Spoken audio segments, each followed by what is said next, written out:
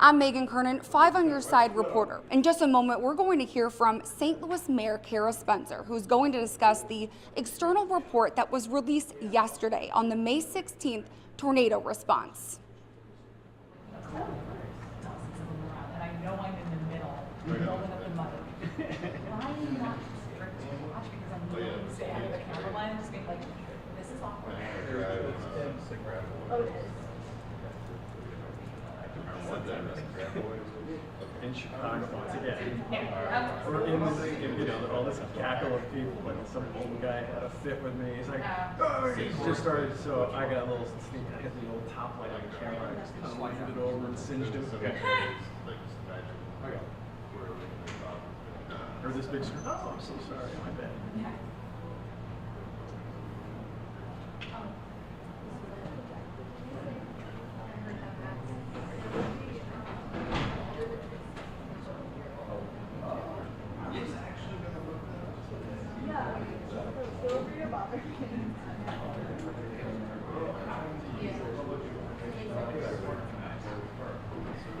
Yeah. I'll try to stay in I was like, place. shit. If I'm prepared, it's not that.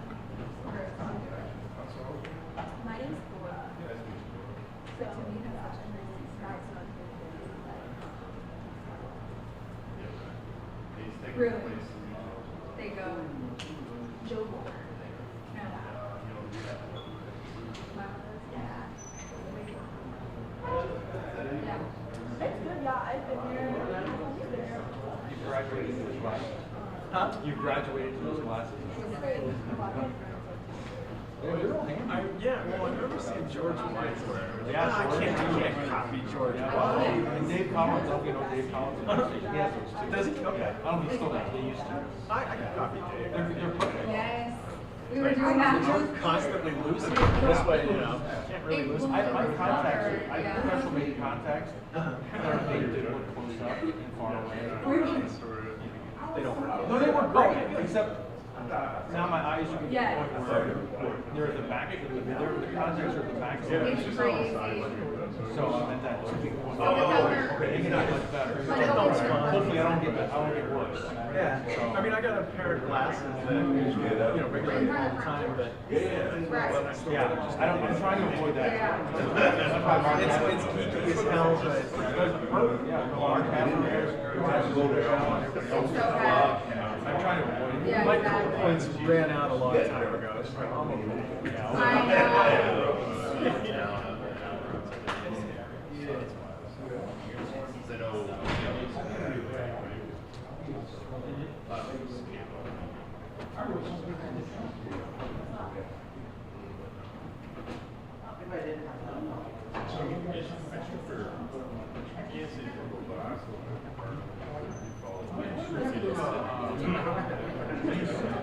Where she's at first. Campbell, yeah, what's she up to?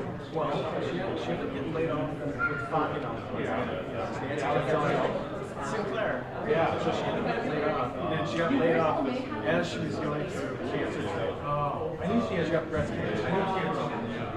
So she's working for some company in South County right now. Not Rochester. I saw that. South Rochester.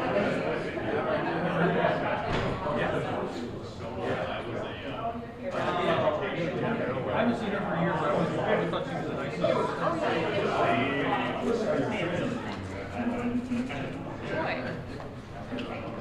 Good afternoon, everyone.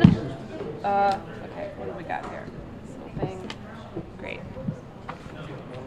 My little box. I'm not sharing the stage with anybody today, so I get to stand on my box. Okay, good afternoon, everyone.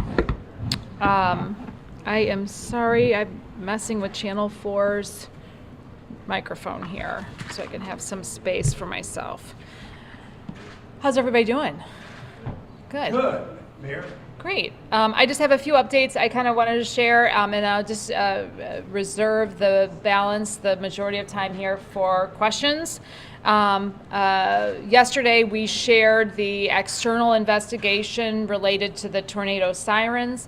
It also included the days following the tornado and the cascading failures that were really outlined there in that report. We have already made several improvements, including automating our siren activations.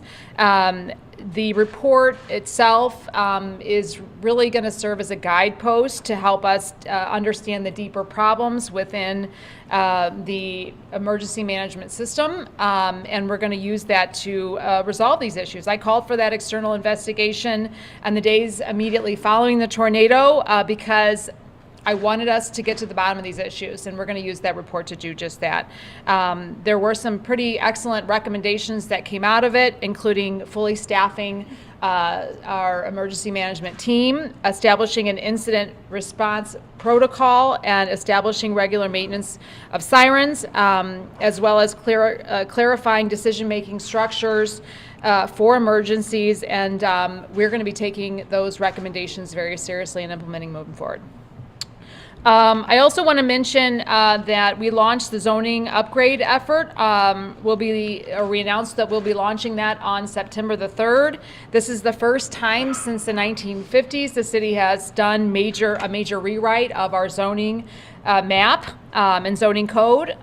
This effort will include a full audit and diagnostic of existing zoning codes, guided by the recently approved strategic land use plan, neighborhood plans, public stakeholder input, and it will include local and national best practices. One of the issues, one of the components here, the neighborhood plans that have already started, we're already really focused on the areas that were impacted by the tornado.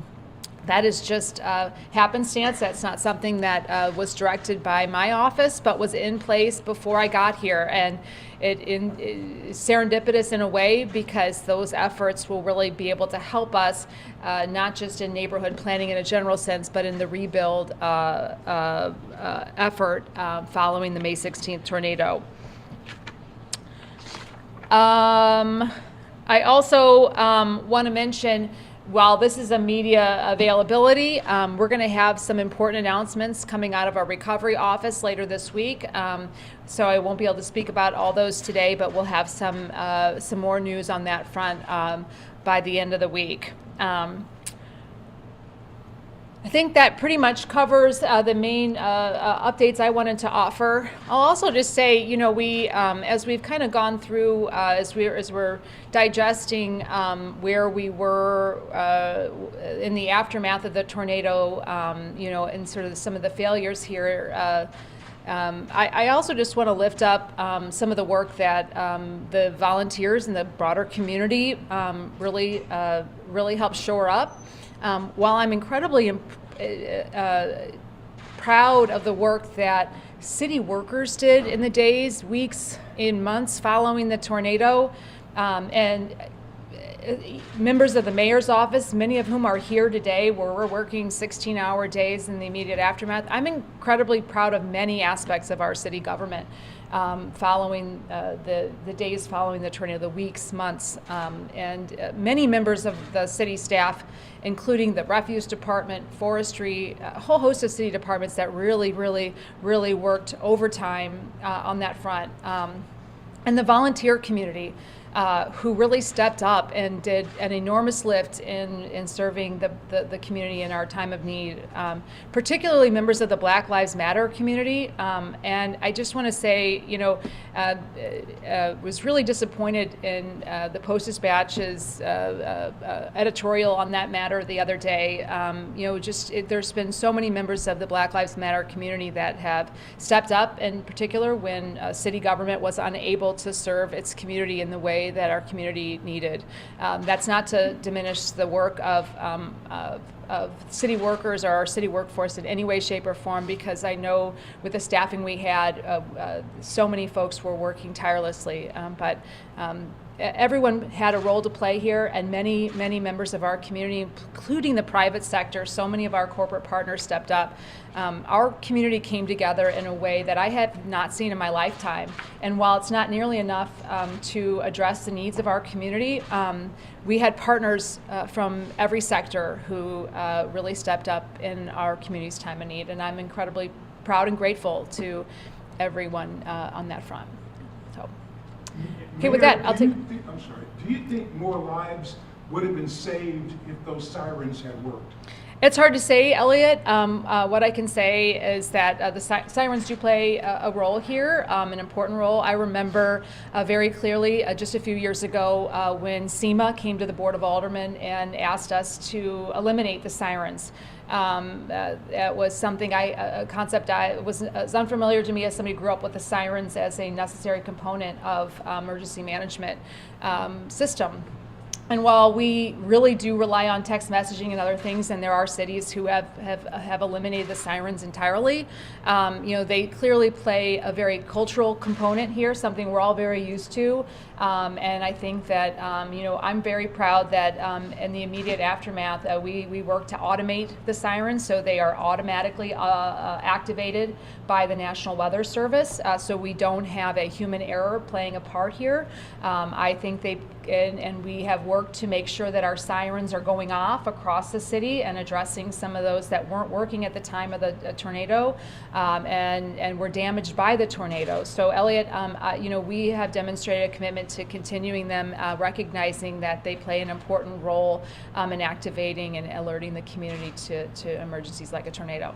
Mayor, your office has indicated you're doing daily checks of the siren system. Walk us through that process. What do those checks look like if they're happening on a daily basis?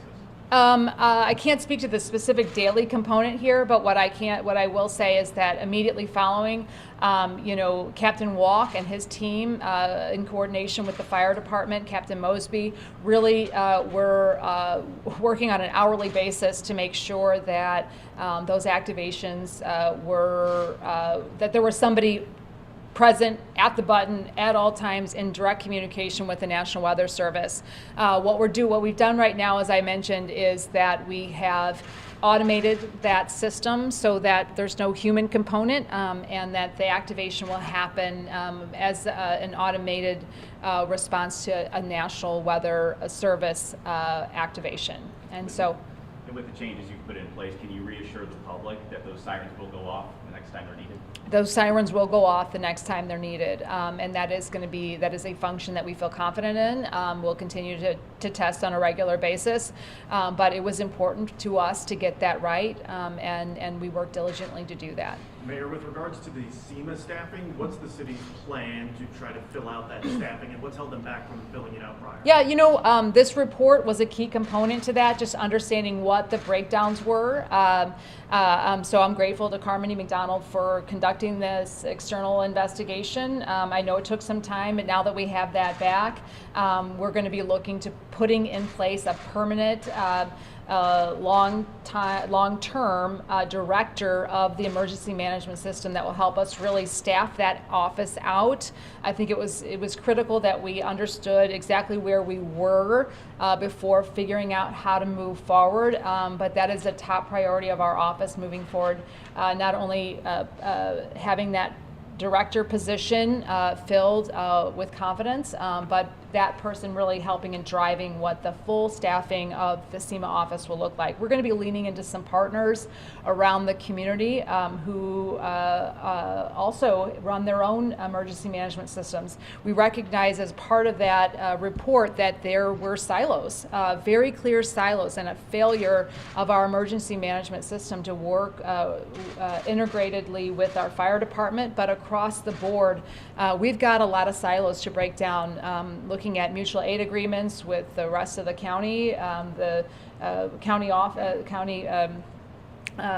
services in general, and we're going to be working to break down those silos with emergency management systems in the public sector, of course, throughout the region, but also there are many private institutions that have their own fairly robust emergency management systems that we're going to be looking to coordinate with, collaborate with, and lean into for best practices and how we can share the load as far as emergency response for our region is concerned. Had the city appropriately staffed and funded SEMA in the past?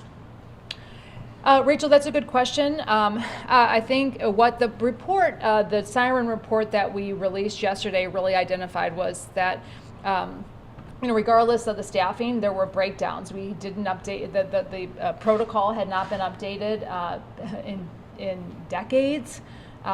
There were just a failure, as I said, a cascading set of failures that really resulted in where we, in sort of a chaotic environment in the immediate aftermath there that we're going to work to rectify.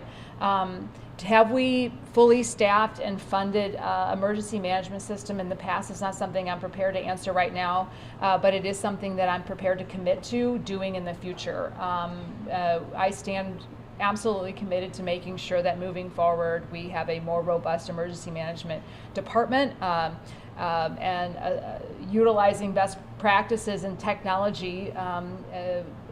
We're going to make sure that we can move forward in a much more confident manner.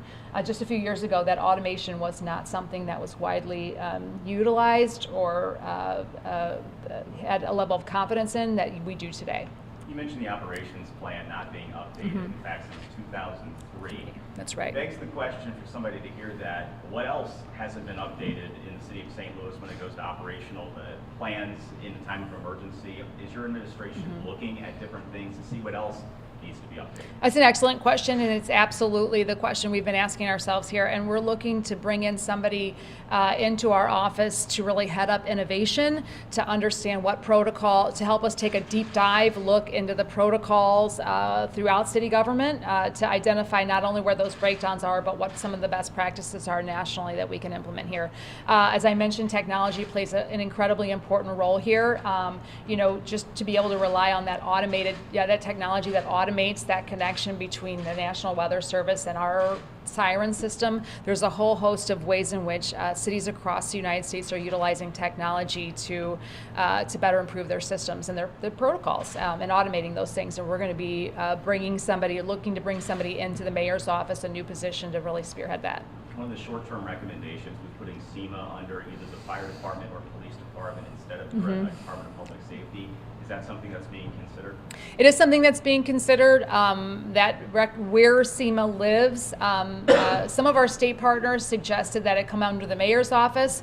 We're not sure where that's going to land, especially under the state control of our police department. But what was really clear was the failure to really have an integrated relationship with those two departments, particularly the fire department, that really shared some of the responsibility, or at least in practice, some of the responsibility of activating some of those systems. Both of those two departments, the fire and the police departments, play an incredibly important role in the immediate aftermath of an emergency.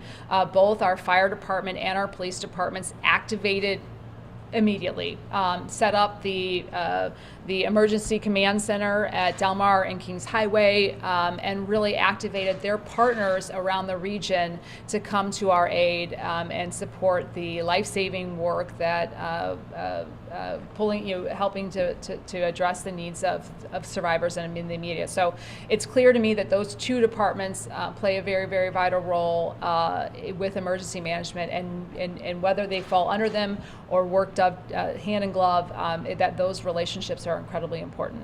Mayor, do you expect the flood of lawsuits over these non-working sirens? I know at least one has been filed, but do you expect that that's really going to be costing the city a great deal? I can't speak to that. The city has several hundred lawsuits a year, Elliot, and whether those get filed or not. But I'll just reiterate that regardless of any legal action, we're taking this report seriously. It was done in good faith. It's revealed quite a few things, some of which we knew, some of which were not quite as obvious to us, but we're going to be utilizing it as a roadmap to addressing the issues that were outlined in the report. What were the new? I'll get back to you, Rachel. It's probably going to be the same thing Yeah. she's going to ask. What were the things that were new that you guys were like, oh, we didn't think about this? Yeah, I mean, just identifying the protocol when the protocols had last been updated. Really kind of the protocol pieces. Just very, very clearly outlining some of those. Those are things that we knew. We were looking for the procedures, what was mandated. It was members of our team here who picked up the ball and started hosting some very critical meetings in the hours following the tornado, coordinating our city departments. And I'm very proud of those efforts. But identifying that those should have been very clear where they should have been. Many members of our team were really scrambling in that evening, the evening of the tornado, to try to figure out what we can and should be doing. We understood fundamentally that those things should have been clear to us, and they were not. But having that very clearly outlined really helped to solidify that. Rachel? That was going to be my question, but how did you select Carmody McDonald to do this work? And did they consult with any outside experts in emergency management, incident response, those specific areas? I didn't have anything to do with the selection of that committee or that entity. That was handled by our city attorney's office, so I can't speak to that, Rachel. I don't know how they were selected, to be quite honest with you. I directed our city law department to conduct an external investigation. My only direction really was to utilize as much city resources in collecting information as possible as a way of expediting the work and making sure that we were collecting as much internal information in the immediate aftermath as we possibly could while they were working to select the vendor there. Do you worry that the speed means that they may have speed and the fact that they are, they're not an incident response team, for example, that you may have missed something in the review? I noticed they said they started working at around July 4th and this report came out yesterday. Yeah. There's always a concern about missing something. Again, I don't think it's the full roadmap for how we need to move forward. That's going to come under the leadership of SEMA with the coordination of other emergency management teams. But I do think that the issues outlined here are important ones and ones that we need to address. Whether there were others that were missing, Rachel, I can't speak to that, but I can say there are enough here in the report that we need to address, and we will. What is the cost of having that law firm come in and do this investigation and external report? I don't know the answer to that. I don't know what the cost of it was. Does that come out of the general fund? I believe it would come out of our city attorney's budget, Corey, but I don't know the answer to that here today. I can get it if it's important to you. Yeah. Is Ms. Russell still on paid leave? I can't speak to that. That's a personnel matter at this time. Yeah. Do we know if there were any impact in terms of the amount of money the city can apply for from FEMA? There's a lot of talk about documentation of expenses and how that wasn't being done appropriately. Is there a dollar amount to what that may have cost the city? Any estimation on that? Well, those initial documentations, what our team did in the immediate aftermath, recognizing that there were gaps, we activated a whole team of folks to retroactively gather as much information as possible. I'm confident that we did a tremendous lift in the forensic sort of we were really just going back through through all of the costs and all of the work that may have been missed. So whether we are missing out on reimbursement, that's yet to be determined. But I feel confident that once we recognize those gaps, we work tirelessly and with a team of folks, including volunteers from the private sector, who stepped in, and really helped us get the documentation needed to submit for reimbursement of FEMA. Mayor, I want to read something from the report. It stated that it was troubled by Commissioner Russell's refusal to recognize the multiple failures or take any personal accountability for them. What is your reaction when you hear that? I don't know that I want to really respond to that. At the end of the day, Commissioner Russell is the person that, I believe served with good intention. I think, this has been a hard road for their colleagues in SEMA and for many members of the community who have worked with Commissioner Russell in the past. And I am not here to say anything other than what was in the report has merit, we're moving forward. If Sarah Russell were to stay on the job, do you have faith in their abilities to do that job? That's a question I can maybe refer to in a couple of days from now, but I'm not prepared to answer that today. I think in the coming days we will have some clarity on the future of SEMA. Mayor, the report made it seem like there was like pandemonium in the emergency operations center when that tornado hit. Was that your impression in that facility at the time?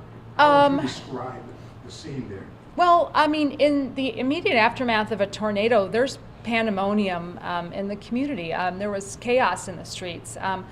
What I can say about, there were many members of the SEMA team, some of which were referenced in the report, that were working hard, doing their best, working 16-hour days all weekend. members of the mayor's office, we all activated immediately, and we're pulling as much structure as we, as human beings who care about the community, could pull together under those circumstances. There were also the department heads from across city government, many of whom showed up in person over the coming those days and weeks to follow, who pulled together their teams of city workers to show up that night, to stay on that night until they could no longer work, who showed up again at 6 a.m.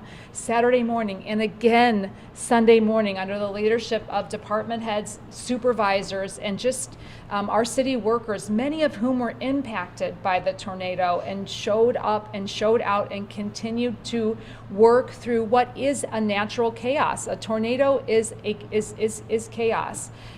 There was a failure to really have I would say, a protocol in place. We identified that and did institute what we could as far as the protocol was concerned, and we were able to, under the leadership, I would say, of our city departments, the mayor's office, and many members of the existing city staff, to organize a fairly robust city workforce response that was able to clear streets, make our streets passable, allow our first responders to do the life-saving work that they needed to do, and allow Ameren to restore power in record-breaking time.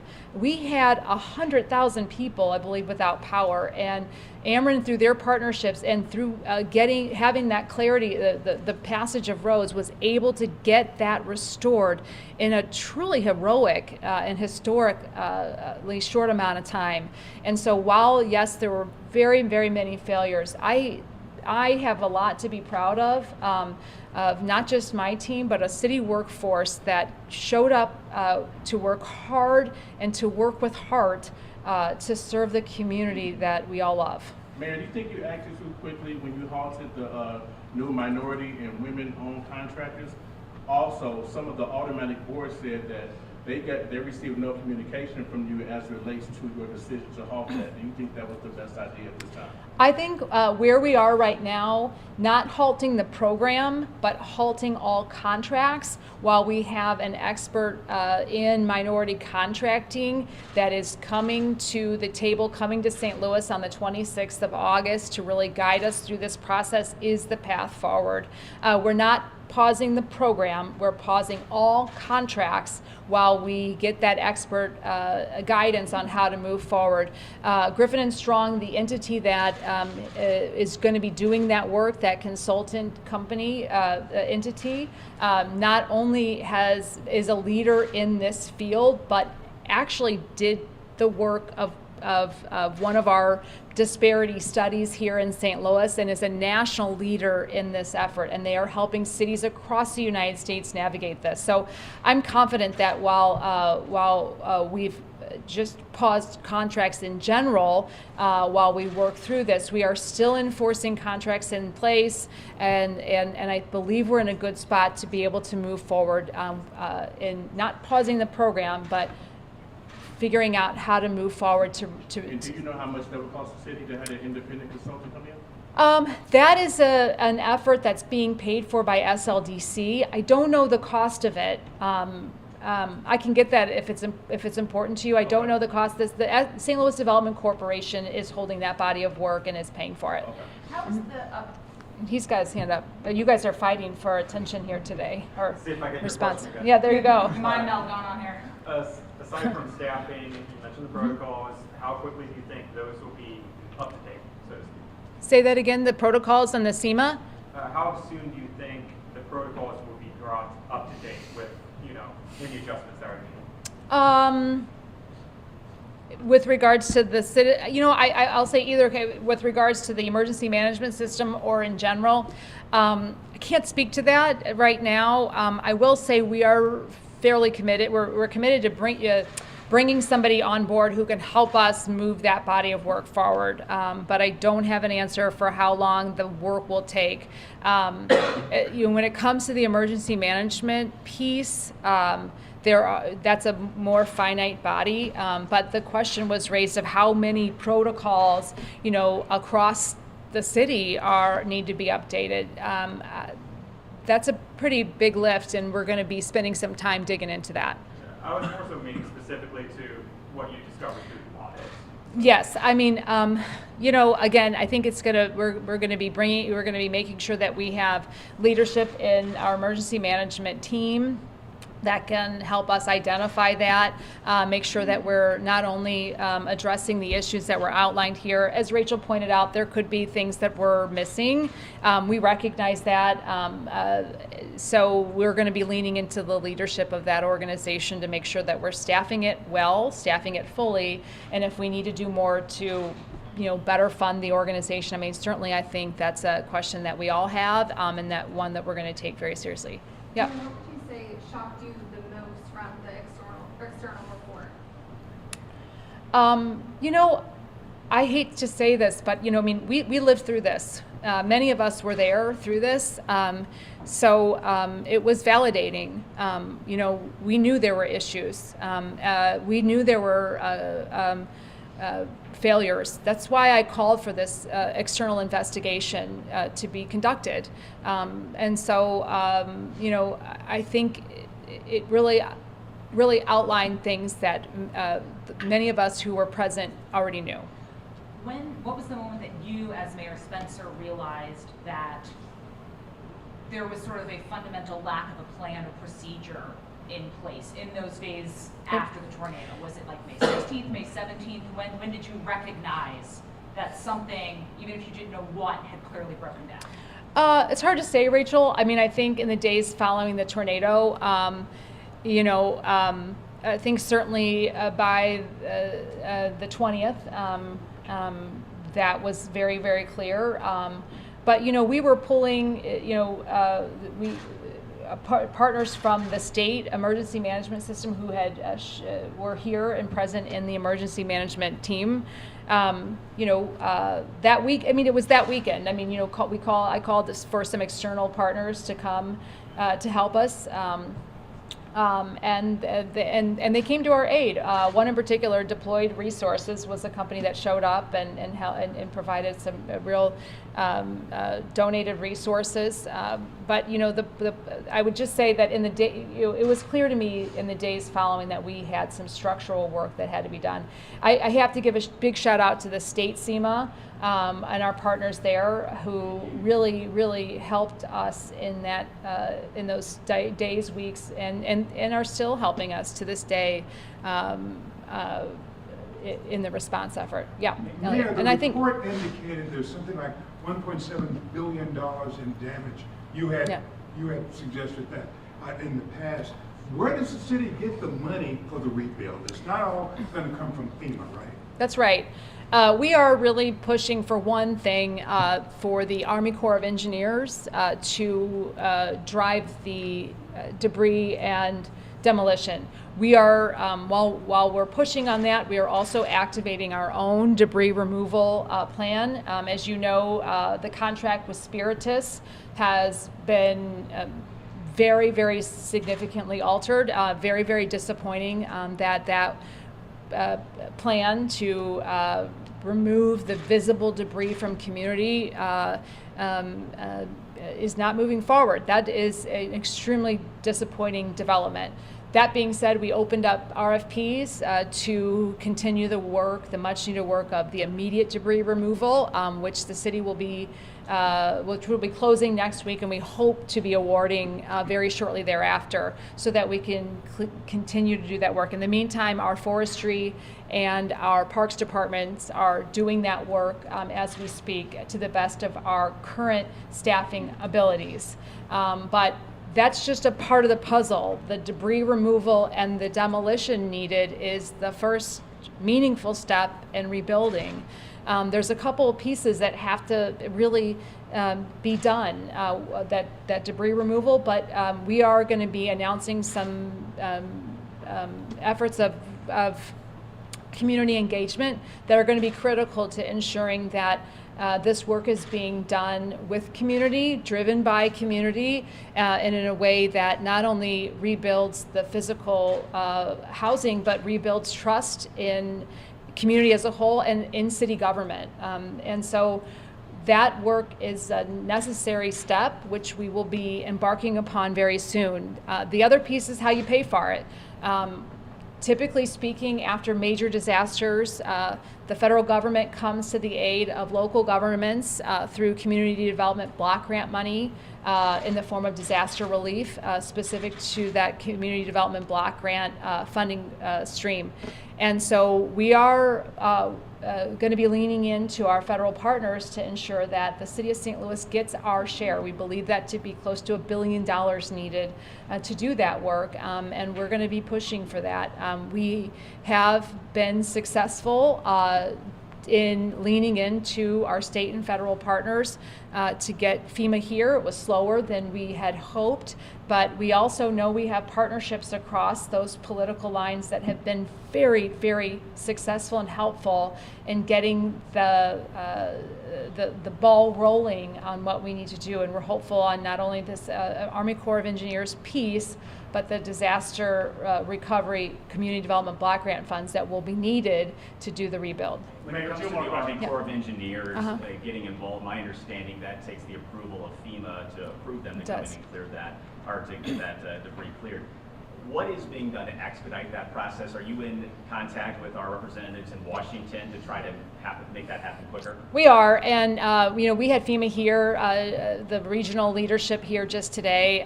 We're in daily communication with our partners there.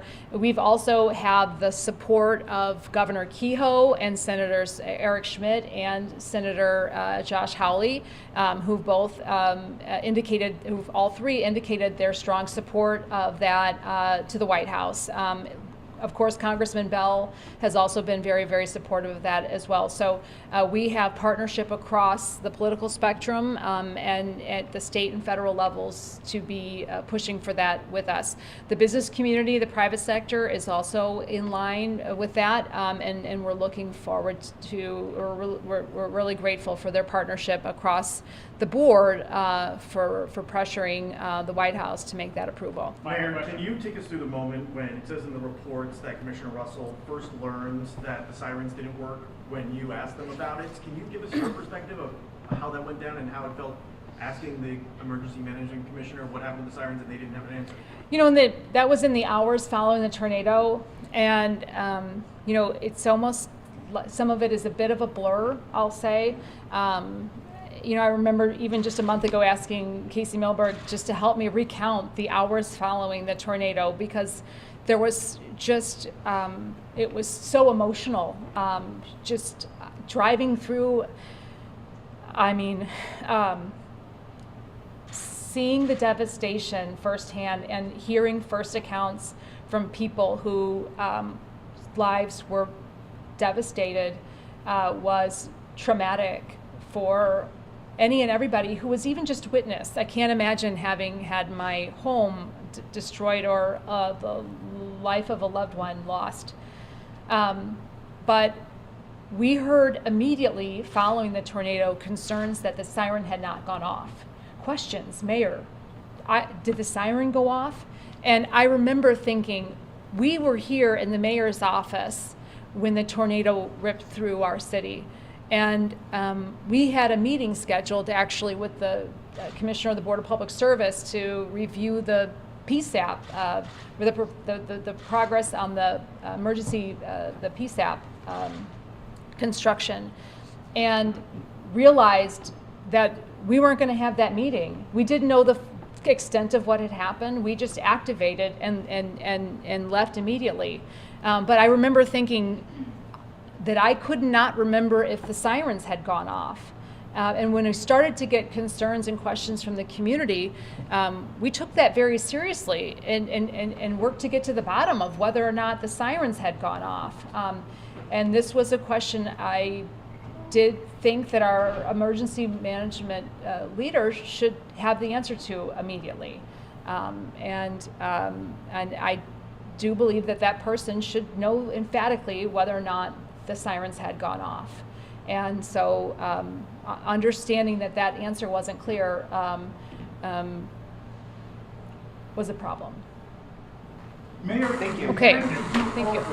Would you do anything differently? Oh, in your Elliot, campaign? I will be asking myself that question for the rest of my life on a whole host of things, just being mayor. But of course, I think as any good leader would, any leader, I should say anybody in a leadership position should ask themselves continuously if you would do things differently. And I think that's the way we grow as human beings. Thank you, Mayor.